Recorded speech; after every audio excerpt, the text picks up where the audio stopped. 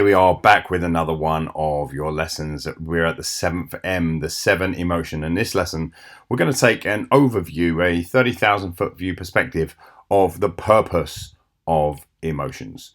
Okay, so before we start our deeper dive into exploring emotions in general, what triggers them and how they show up and their individual and specific faces and roles and manifestations, we're going to take this 30,000 foot overview of emotions as a whole so that we get to understand them better. Now, by the end of this lesson, you'll understand the role that each of our emotions play, or the role that our emotions play in general, and the value that they have to us as human beings and as coaches. Remember, it's always my perspective that if I can help you to understand something as it applies to you first, you are naturally going to be a much better coach to your clients. Okay, so my first priority in any of these lessons as we move through this program is to help you to understand something about yourself a little bit more than you did before you came into the lesson.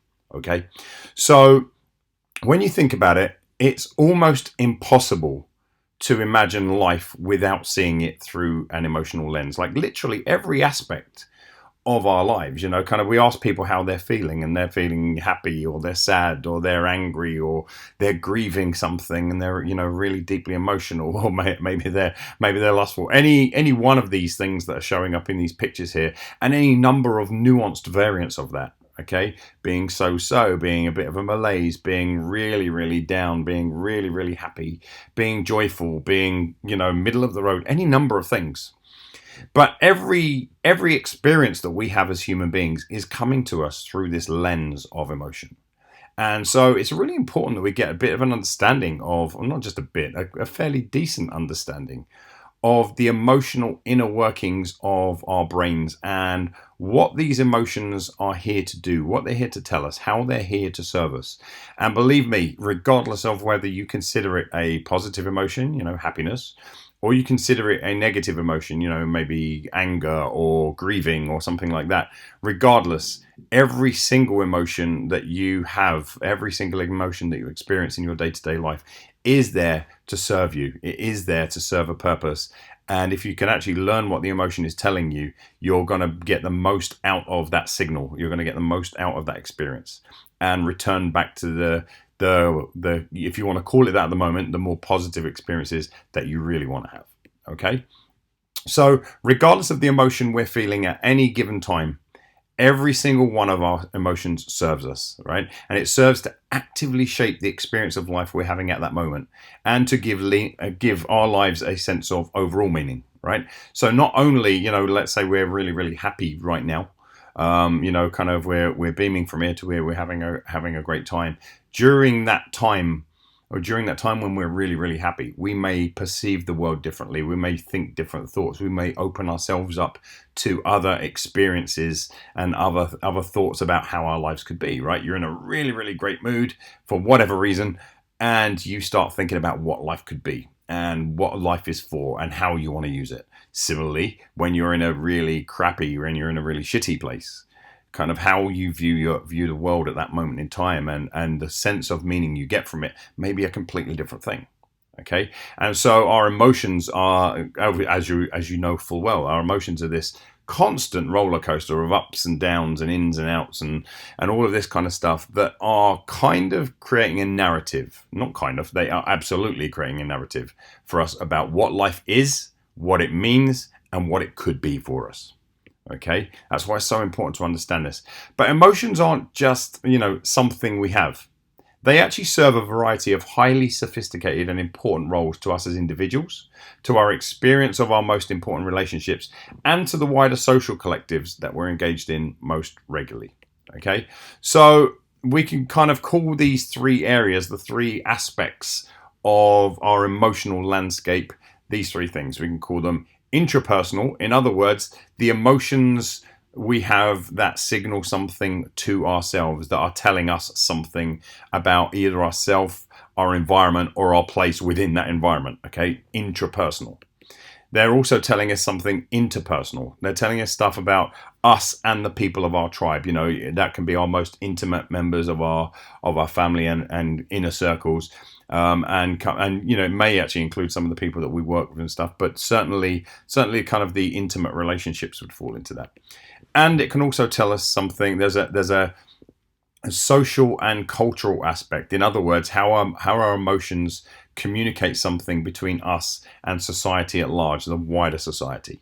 Okay, so there's three different and distinct aspects. So let's start with intrapersonal. Remember, it is about us, within us. So the purpose of emotions within ourselves is to allow us to rapidly, like really, really rapidly process information so that we can respond or react to our environments with minimal investment of effort or time or thought. Okay, so think about that.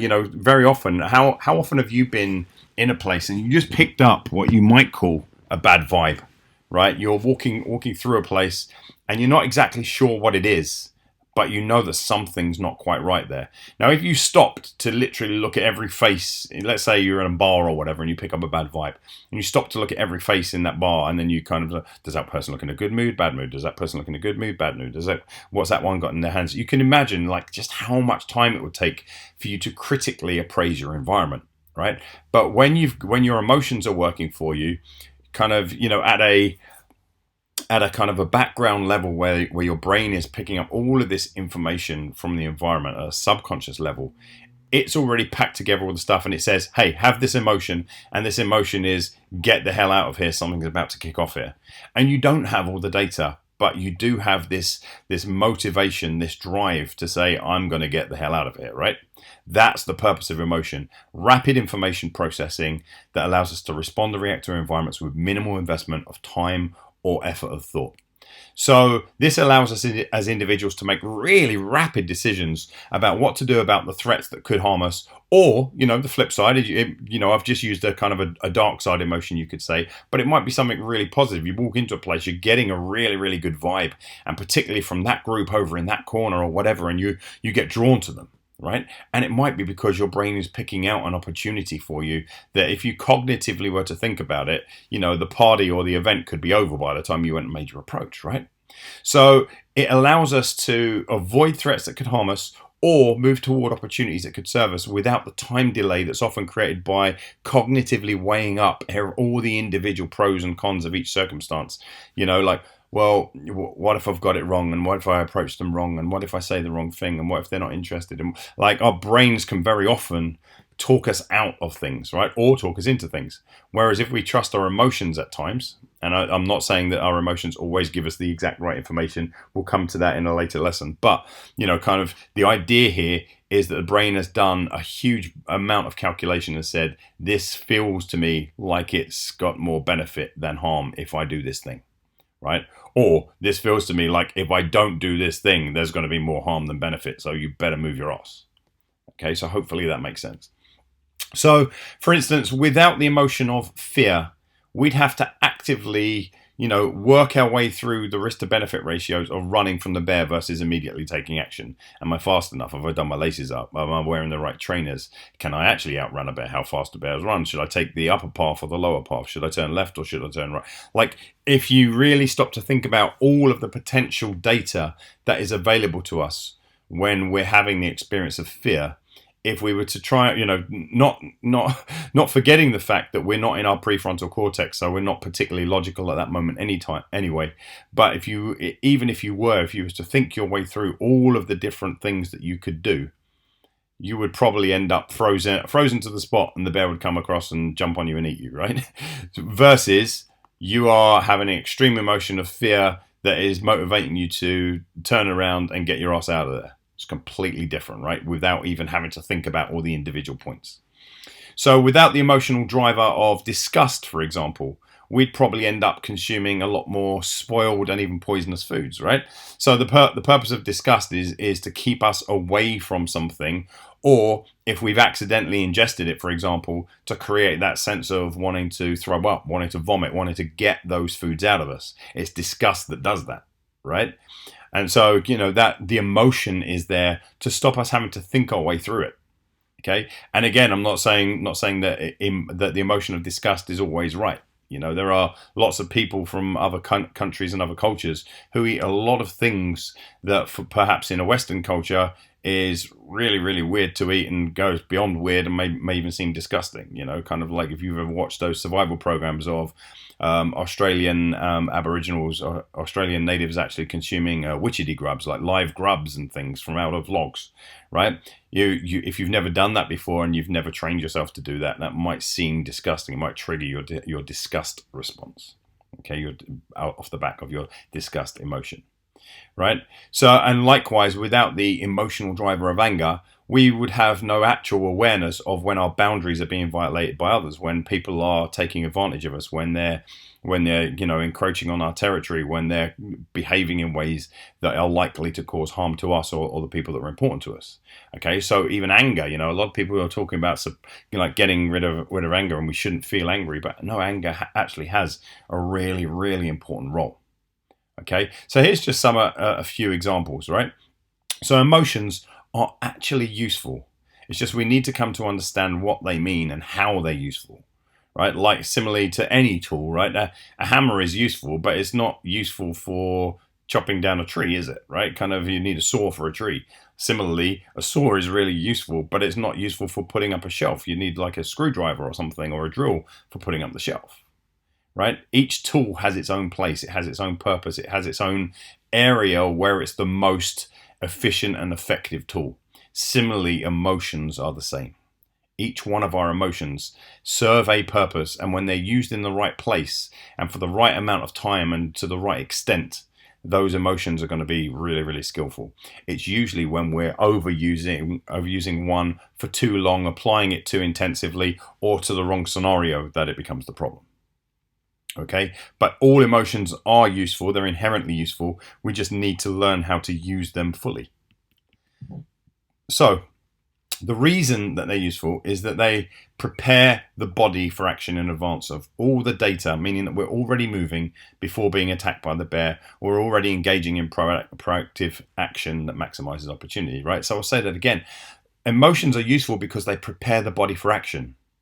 And they prepare the body for action before we've figured everything out. So when we experience emotion, we're engaging our nervous system in a very specific and focused way that's directed toward a very specific and focused outcome that particular emotion is wired for, right? So, kind of whether it be fear, whether it be anger, or whatever, right? We express our emotions verbally, not just through word selection, but through rhythm, speed, volume, and pitch. When you've been excited, for example, when you're really excited about something, you speak a certain way. Maybe your voice goes higher. Maybe you talk a lot faster and you're really excited.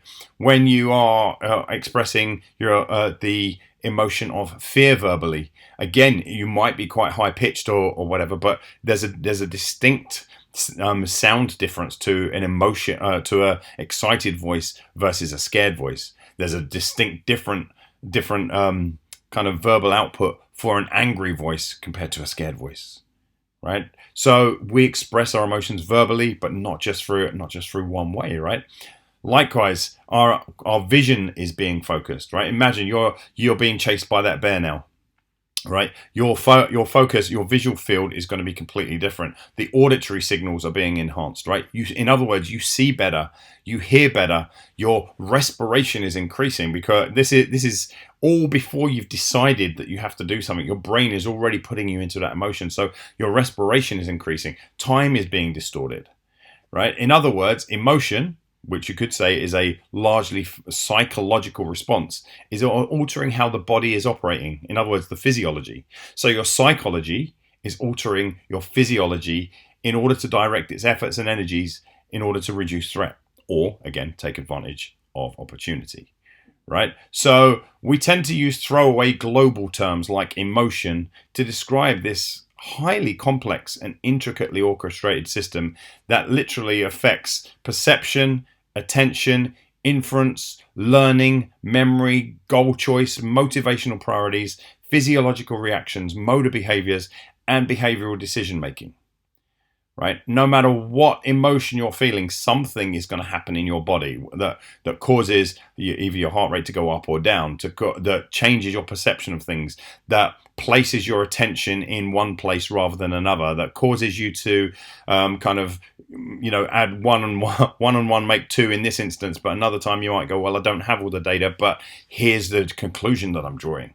How you learn, what you remember, like certain memories are brought to the fore when you experience a certain emotion. Others are pushed to the back. What you choose to do next. All of these things are being affected by this thing that we call emotion. And yet you can see that the body is doing, 100, if not 101, probably 1,001 different things in the background in terms of, should I raise your cortisol? Should I lower it? Should I raise your heart rate? Should I lower it? Should I do any number of these things, right? And this is just one emotion. Now you can imagine it doing that for anger. Now you can imagine it doing that for happiness. Now you can imagine it doing that for disgust. Now you can imagine it doing that for lust and any number of other things, right? Think about what your brain is doing when it creates this simple thing that we call emotion. From an intrapersonal perspective, the role and impact of emotion in general is clearly evident because we feel them as personal experiences and personal narratives of what's going on in our world and what it means. Emotions influence thoughts that in turn affect our motivations, that drive our actions and our behaviors that lead to our results, right? And of course, it's our results that then create another emotional response, right? After having the emotion that drove us to do a certain thing that led to a certain response and a result, are we then happy about that? Are we in a better place than we were before? Are we in a worse place than we were before? How do we feel about that? And that emotional response is now going to drive and affect our future emotions. You can think of it as kind of this emotion action results loop, right? It just keeps going around and around in circles. I felt a certain way, so I behaved a certain way, so I got a certain thing. Because I got a certain thing, I feel a certain way. So now I'm going to act in a certain way. And that acting in that certain way is going to bring about a certain result. And that which is going to cause me to feel a certain way. You can see how it's easy to get caught up in potentially a negative loop. The good news is it's just as easy to get caught up in a positive loop. Okay. Now let's move to interpersonal. So intrapersonal was about us, ourselves. Interpersonal is about us and our tribes and our intimate networks, you could say. So, as well as holding deeply personal significance and meaning to us, emotions also hold a significant signaling effect on others that we come into contact with, especially those that we're close and intimate with, right? In other words, we use our emotions to tell other people something about us that we're maybe not necessarily signaling verbally. We could be. Again, remember, rhythm, speed, volume, pitch of voice tells tells people a lot about the emotion that we happen to be in right now. Just how I'm talking to you could, it could really impact and affect, your ideas about how Dax is feeling today, right? Versus when I'm high and when I'm energetic and I'm saying, wow, this is really great and I can't wait to tell you about it. Oh, you've got to see this. Can you see the difference in how I'm using my voice? That's rhythm, speed, volume, pitch. So that can tell people a lot about the emotion that I'm experiencing at the moment, but it's not all of it, right? There's more to it than that. So it's not just verbally, we also communicate our emotions via facial expressions, body language, postures and movements that allow others to read our most likely feelings, intentions and probable behaviors, right? So think about what that means. Because of my facial expressions, am I smiling? Am I grimacing? Am I kind of looking like I'm about to throw up? Am I looking really, really down and sad? Kind of even the fact that I can ask you, does somebody look down or sad, tells you that, we already recognize body language. We already recognize facial expressions as a thing that already exists in our world. And we use those things. We use the body language, the postures, the facial expressions in combination with language and rhythm, speed, volume, and pitch to tell us what a person is likely to be feeling and what their most likely probable behaviors are. All right, and in this way, those in our close social network can minimize threat to themselves as well as identify opportunities for greater connection and hierarchy. So think about it, right? You wake up this morning and you're in a foul mood and there's the people in your family know, air quotes, that look that you have, right? And the way that you respond, kind of instead of being chatty in the morning, you're like, yeah, uh-huh. right? And there's a posture to you. There's a way that your face is. There's a way that, you know, you're as you're boiling the kettle when you're waiting for the kettle to boil, right? All of that kind of stuff that comes together signals to people, uh-oh, for example, in my case, it might be Dad's in a bad mood. Let's get out of his way, right? Minimizing threat. Or, yeah, Dad seems really, really happy today. Here's a greater opportunity for connection and you know, kind of connection with my family, right? So all of those things can come together. We are signaling constantly. So, for example, those observing fearful expressions in their close networks will often draw close and offer comfort, while those observing anger will often avoid eye contact, minimize verbal communication, and maintain distance, right? Particularly if there happens to be any hierarchical aspect, right? So that might be within your family. It might, you know, let's say your partner or your dad or any of that kind of stuff. You know, someone that might be seen as holding hierarchy. You might go, they're in a bad mood. Avoid eye contact, minimize verbal communication, maintain distance. Right, it could be completely different. But if I came down looking fearful or sad rather than angry, then probably in my house, you know, someone would pick up on that and say, "Hey, you okay? You know, anything wrong? Anything I can help you with?"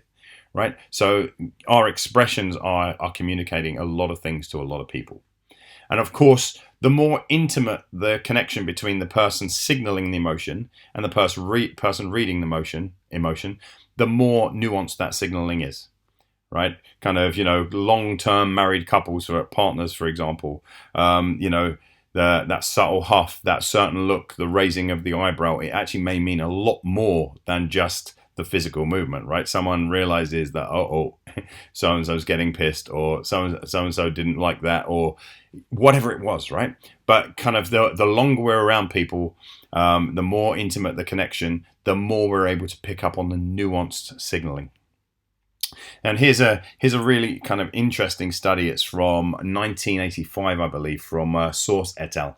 And it's maternal emotional signaling, its effects on visual cliff behavior of 1-year-olds. And it's a really interesting little experiment, right? So this table was set up with it's a visual cliff, right? So it was, I believe, as I understand the study, it wasn't even the child was never in any danger. It was just this visual representation. And the mother stood on the other side of this cliff, and the baby started crawling toward them. And the mother, without speaking, would give different facial expressions. So she would look fearful, or she would look angry, or she would look joyful, for example, right?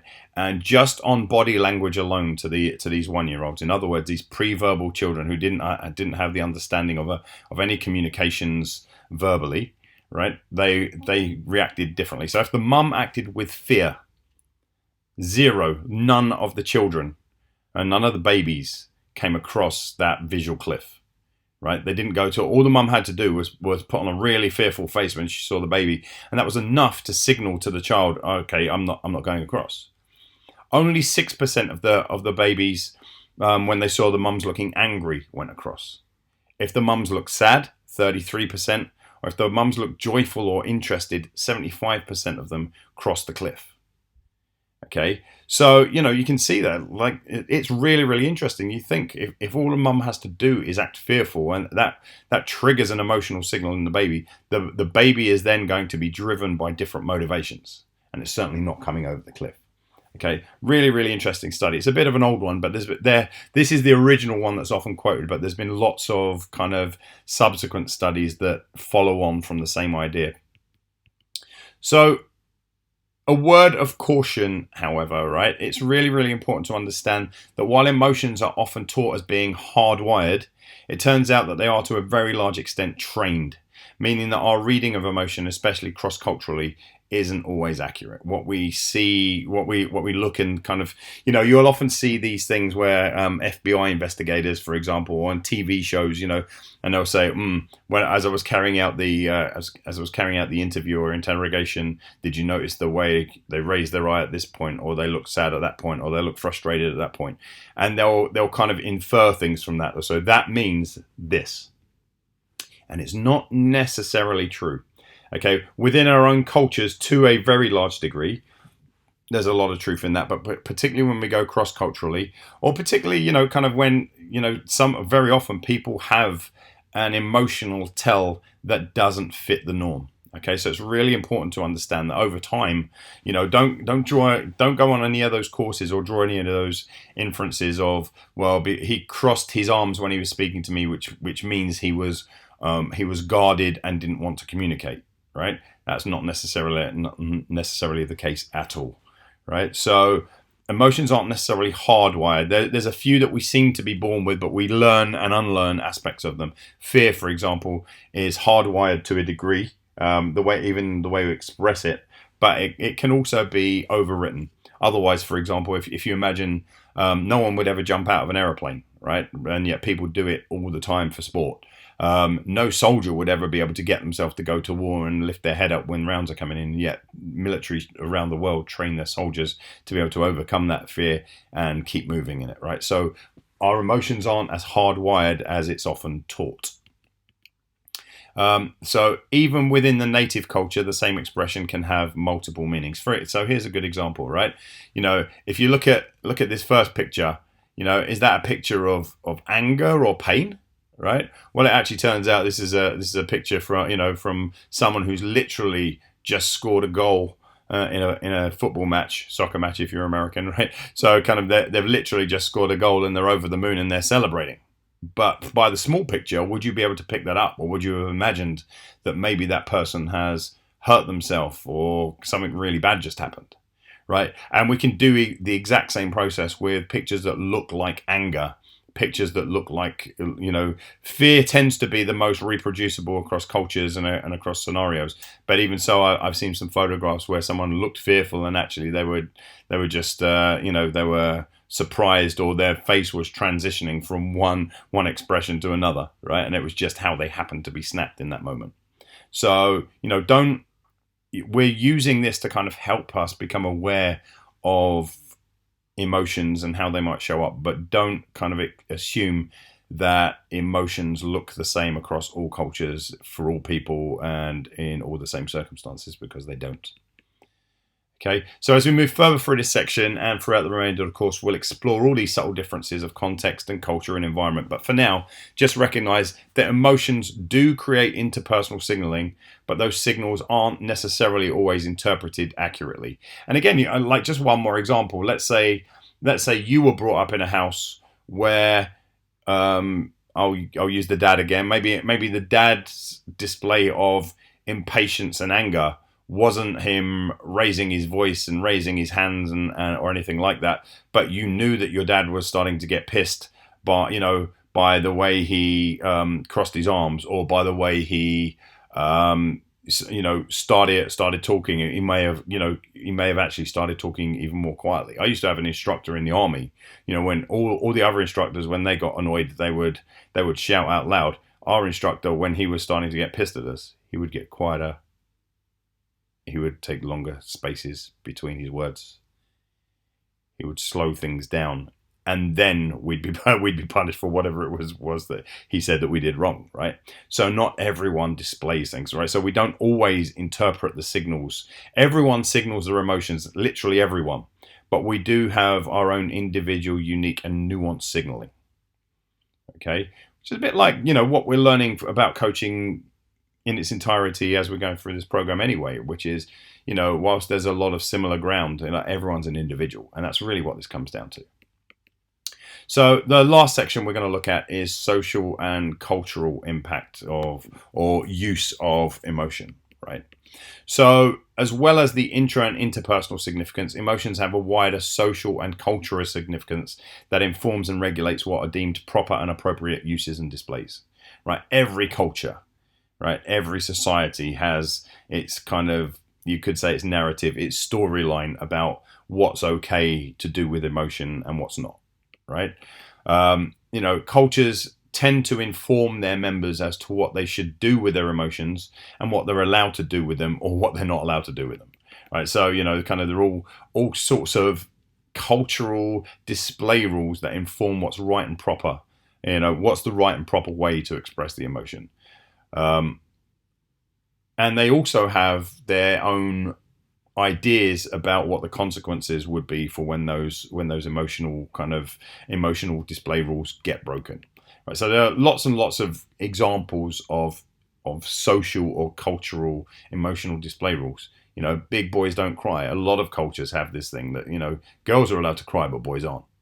Right, and if you're, it's often an invitation for ridicule to many boys that if they cry in public. Hence, those boys will often, many of them that fall over and hurt themselves or something goes on, they'll stifle their emotions, and the emotions will often then come out as a different emotion, right? It might come out as anger, or it might come out as depression, it might come out as any number of other things.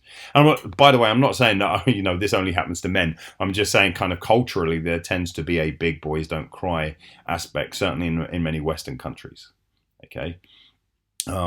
Other examples of kind of this cultural policing of emotion, the idea of laughing at unfunny jokes, particularly to our hierarchically superior people, like it might be your boss, or if you're in the army or whatever. Like the idea that you don't necessarily find it funny, but you're going to laugh at it anyway. Pulling your hair out and screaming at funerals, right? So some cultures, it's not only the norm to do it, it's considered that it's wrong not to do this. You should be pulling your hair out. You should be screaming. There should be this massive venting of emotion, as part of the grieving process. In other cultures, it's seen as completely, and again, I'll air quotes this, but completely wrong, air quotes wrong, to do that, right? You shouldn't be overly emotional, and the people in your culture and the people in your social circles are going to judge you harshly for not having held it together. And in those cases, sometimes it's a source of pride. Wow, she really held it together well at her husband's funeral. In another culture, they'll be shocked that the wife wasn't pulling out their hair or screaming or any of those kind of things, right? So just these examples, and as well as expressing anger. Some cultures, expressing anger is a purely verbal thing. So, some thumping things around. Other people are actually extremely physical with it, right? They express anger physically, and they get up in people's faces, but they may not be hitting, for example, right? If you're from one culture where it's natural to bang and shout and scream and get up in someone's face, as long as you're not punching them, but you're doing that to a person who sees that only as an invitation for a fight because it's unacceptable to do that in their culture, you can see how these messages are going to be misread, and that the subsequent actions are going to be very, very different, right? So these are culturally significant uses, culturally significant rules for how we communicate our emotions. So cultural display rules are very often at odds with our intrapersonal experiences, which can often in turn lead to emotional dysregulation, right? Big boys don't cry, but inside you feel like crying, and whenever you're at home and no one's around you, you're crying, right? And so now you feel shame the fact that you're crying, because clearly if I'm crying, then I'm not a real man, I'm not a big boy. Which causes me to stuff up a whole bunch of emotions that can lead to emotional dysregulation. That sadness can now start to come out as anger, right? Or it might come out as depression, or it might come out as any number of other things, right? So that's what's meant by emotional dysregulation. You're getting a signal for one emotion, but because you're not following through on that signal, your brain starts to kind of pick up other emotions, and it says, well, have this one instead then, because at least you can do something with this. Okay? So in this lesson, we have covered the three main overarching purposes of emotion, right? That intrapersonal, the kind of what emotions are signaling to me personally. The interpersonal, what emotions are signaling to my deeper networks, my more intimate networks. And the social and cultural, what's the preferred, and you could say a loud use of social emotions, both from the society toward me and me out into society. So we've covered those three main overarching purposes. In the lessons that follow, we're going to look at what are known as the 7 emotions, and we're going to look at each one in turn. So there'll be 7 lessons from here, and we're going to come to understand what each is trying to tell us and how to use them to the best effect in our own lives and, of course, the lives of our clients. So that's it for this lesson. I'll see you in the next one. Take care.